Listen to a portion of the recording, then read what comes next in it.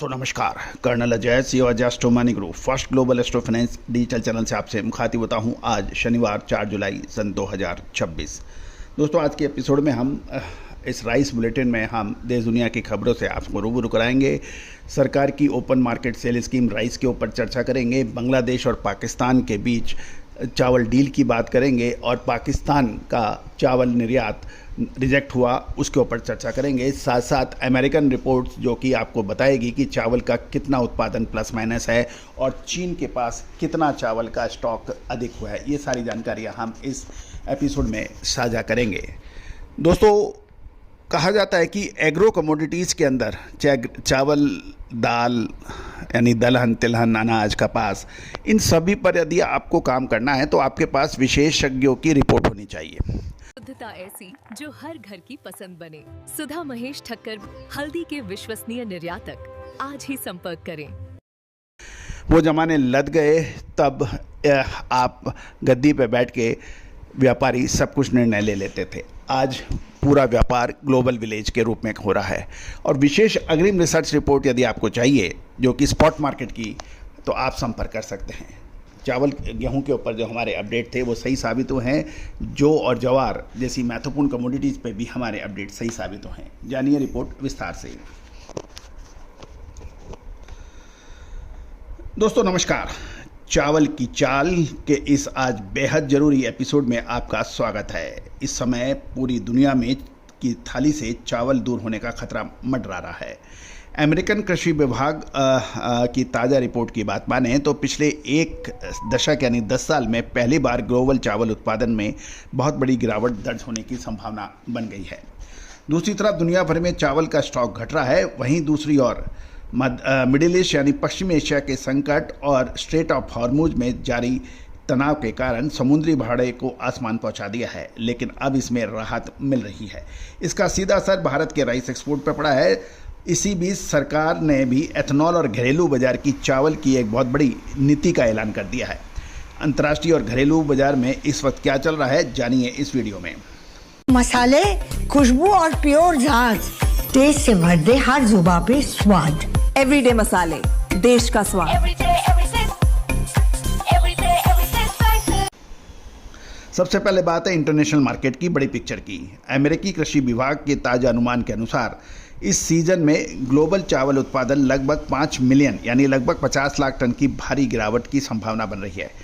इस गिरावट का सबसे बड़ा कारण भारत, म्यांमार और अमेरिका जैसे देशों में मौसम का बदलता मिजाज है।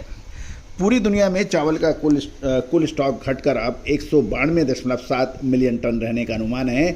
लेकिन ये एक बहुत बड़ा ट्विस्ट है। दुनिया का आधे से ज़्यादा चावल का स्टॉक अकेले चीन के पास है। चीन का चावल का स्टॉक 3 मिलियन टन बढ़कर 108 मिलियन टन हो गया है। मैं रिपीट कर रहा हूँ कि चीन का चावल स्टॉक 3 मिलियन टन बढ़कर 108 मिलियन टन हो गया है, जबकि पूरे विश्व में 192.7 मिलियन टन है। उसमें 1 से 108 मिलियन टन चावल चीन के पास है, जो पूरी दुनिया के कुल स्टॉक का अकेले 56% बैठता है। यानी दुनिया में ये जितनी भी परेशानी हो, लेकिन चीन ने अपना गोदाम पूरी तरह से भर रखा है। दोस्तों ये कहना पड़ेगा कि चीन पूरी दुनिया से एक कदम आगे चलता है, क्योंकि उसके पास विशेष रिपोर्ट्स एनालिसिस है और वो हर संकट का आने से पहले उसका तैयारी कर लेता है, और यही उसकी जीत की प्रमुख वजह है। आप भी जीत सकते हैं। छोटा व्यापारी हो, मध्यम व्यापारी हो, राइस मिलर हो, आप जीत सकते हैं चावल की अग्रिम रिसर्च रिपोर्ट प्राप्त करके, जो संपर्क की जा सकती है।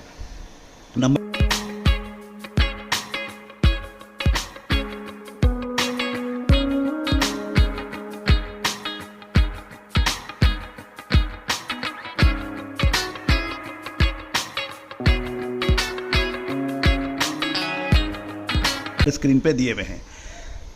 भारत के चावल एक्सपोर्ट पर इसका क्या असर है कि पश्चिम एशिया यानी ईरान, इराक, सऊदी अरेबिया में चल रहे जियोपॉलिटिकल टेंशन से भारत की निर्यातकों की कमर टूटी थी। समुद्री रास्तों में जोखिम बढ़ने के कारण कंटेनर का भाड़ा कई गुना बढ़ा था, और इसका असर ये हुआ भारत का कुल चावल निर्यात 7.5% घटकर 11.53 अरब डॉलर का रह गया। हमारा सबसे प्रीमियम बासमती चावल, जिसका सबसे बड़ा खरीदार ईरान है, उसके शिपमेंट में भारी रुकावट थी, क्योंकि वहाँ पेमेंट और जहाज़ों की सुरक्षा को लेकर अनिश्चितता बनी हुई थी। लेकिन अब ये धीरे धीरे समाप्त हो रही है। भारत के लिए सिंगापुर अचानक दूसरा सबसे बड़ा चावल एक्सपोर्ट डेस्टिनेशन बनकर उभरा है, जो भारतीय चावल निर्यातकों के लिए एक बड़ी राहत है। अब हम बात करेंगे भारत सरकार की नई चावल नीति। अब बात यह है कि घरेलू बाजार में की बात करें तो भारत सरकार ने अपने open market sale scheme OMSS 2026-27 के तहत चावल को लेकर बड़े कड़े और महत्वपूर्ण फैसले लिए हैं। एथनॉल उत्पादन के लिए अब डिस्टिलरीज को चावल 2320 रुपये प्रति क्विंटल की दर पर मिलेगा, जो 1 नवंबर से बढ़कर 2390 रुपये हो जाएगा, यानी 2320 से बढ़कर 2390 रुपये। सरकार ने साफ किया है कि एथनॉल के लिए जहां तक संभव हो पुराने या टूटे चावल का ही इस्तेमाल किया जाए।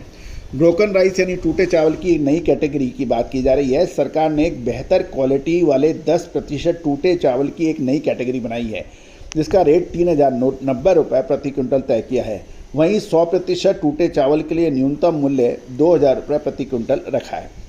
राज्य सरकारों और उनकी एजेंसियों के लिए 48 लाख टन चावल का कोटा तय किया गया है, लेकिन यह सिर्फ उन राज्यों को मिलेगा जहां चावल की डेफिशिएट है या चावल की कमी है। अब बात करते हैं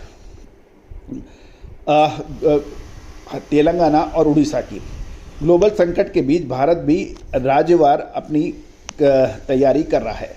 तेलंगाना देश का शीर्ष चावल उत्पादक राज्य एक खास चावल निर्यात पॉलिसी तैयार कर रहा है, जहां वहां राइस मिलर सीधे इंटरनेशनल मार्केट तक पहुंच सके और किसानों को धान का बम्पर दाम मिल पाए।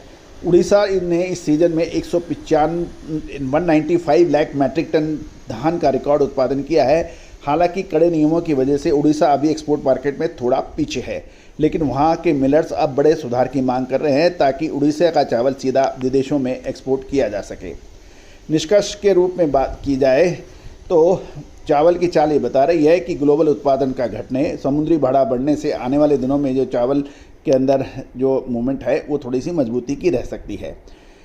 लगातार अपडेट विश्लेषण के लिए आप संपर्क करें। अग्रिम विशेष रिसर्च रिपोर्ट के लिए संपर्क करें। All the very best, good luck, happy trading.